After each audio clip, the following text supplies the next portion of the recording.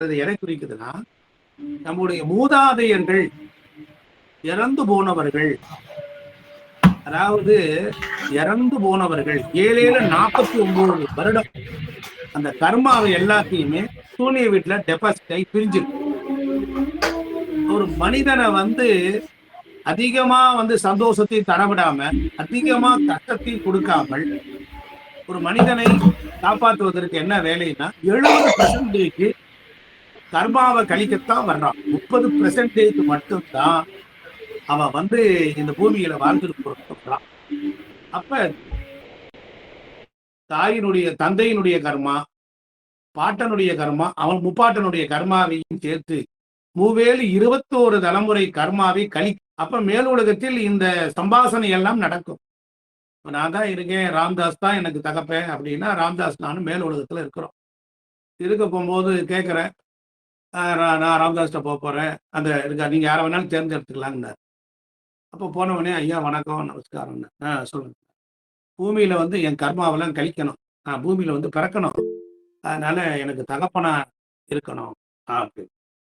அப்படியா, எனக்கும் புத்திரர் வேணும், புத்திரன்ற நரகத்திலிருந்து என்னை மீட்கணும், அதனால நீங்க என்னுடைய கர்மாவெல்லாம் கழிக்கிறீங்களா சன் அப்படிங்கிறார். அவரு தலையை சுரிச்சுட்டு, எனக்கு இருக்கிற தர்மத்தை நான் கழிக்கணும், இதுல வேற எங்க அப்பா வேற இப்படி சொல்றாரு அப்படின்னா, அப்படியா சரி கழிக்கிறேன்யா அப்படின்னு உடனே அவரு போல அப்பா உள்ள போயிருவார். புத்திரனை தேடி அப்பா காத்து இருக்கிறார், தந்தையை தேடி மகன் எங்க காத்திருப்பான். இதான் லாஜிக். இப்ப பூமியில பிறந்த உடனே நான் மேல் உலகத்துல இருந்து எங்க அப்பா பிறந்து வளர்ந்து ரெடியாகி பக்குவத்துல இருக்கிறார், எங்க அம்மையை கல்யாணம் பண்றதுக்கு ரெடியா இருக்கார். இந்த காலகட்டத்துலதான் என்ன ஆகும் அப்படின்னா, ஜீவன் இப்ப வரணும்.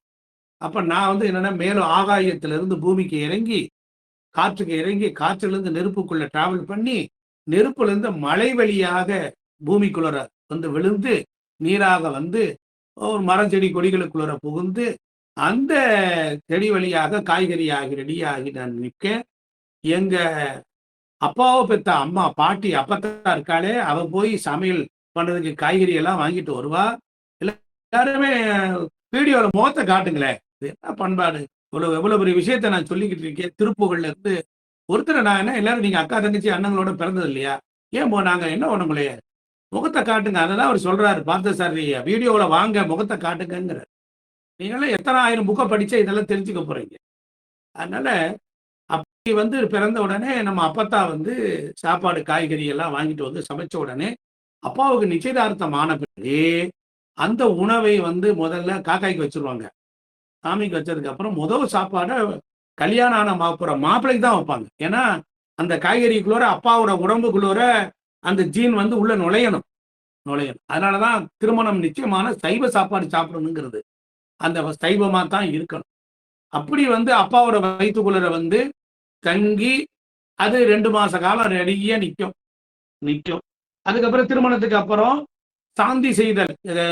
ஒரு பெண்ணுக்கு அந்த ஒரு ஆண் மகனுக்கு அவனுடைய பிரம்மச்சாரியத்தை சாந்தி செய்தல். ஒரு பெண் என்பது நிலம் என்பதை குறிக்கிறது. ஒரு பெண் என்றால் நிலம், அதற்கு விதை என்பது மாப்பிள்ளை. இந்த விதையை அந்த மாப்பிள்ளை கொண்டு போய் அந்த பெண்ணிடத்தில் சேர்க்கிறார். இது 2 மாச காலம் அப்பா வயிற்றுல இருந்தது. அங்க போன உடனே 10 மாச காலம் தாய் வயிற்றில் சேருது.